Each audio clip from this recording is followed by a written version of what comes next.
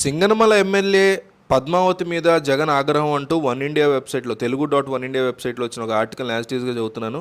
ఏపీలో అధికార వైసీపీ రాజకీయం ఆసక్తికరంగా మారింది. జగన్మోహన్ రెడ్డి రానున్న ఎన్నికలకి పలువురు సిట్టింగ్ ఎమ్మెల్యేలకి టికెట్లు నిరాకరించడంతో ఎమ్మెల్యేలు బాహాటంగా తిరుగుబాటు ప్రకటిస్తున్నారు, ఘాటుగా వ్యాఖ్యలు చేస్తున్నారు.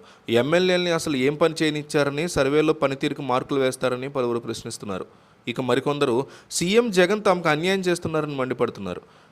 గత 2 రోజుల క్రితం అనంతపురం జిల్లా సింగనమల ఎమ్మెల్యే జొన్నలగడ్డ పద్మావతి సంచలన వ్యాఖ్యలు చేశారు. జగన్ ప్రభుత్వ హయాంలో ఎస్సీలకు మాత్రమే ఎందుకు అన్యాయం జరుగుతోందని ఆమె ప్రశ్నించారు. ఎస్సీ రిజర్వ్డ్ నియోజకవర్గాల ఎమ్మెల్యేలు చేతులు కట్టుకుని ఉండాలా అంటూ ఆమె ఆవేదన వ్యక్తం చేసి ఆమె వ్యాఖ్యలు దుమారం రేగడంతో ఇప్పుడు తాడేపల్లి క్యాంపు కార్యాలయానికి చేరుకున్నారు.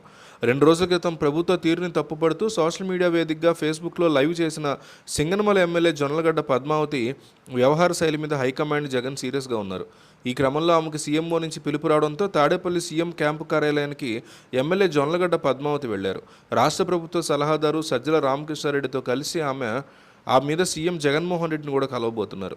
తనకి సింగనమల సీటు నిరాకరించడంతో ఎమ్మెల్యే పద్మావతి ఆంధ్రప్రదేశ్ రాష్ట్రంలోని ప్రభుత్వ విధానాల మీద, జగన్మోహన్ రెడ్డి పాలన మీద తీవ్ర వ్యాఖ్యలు చేశారు.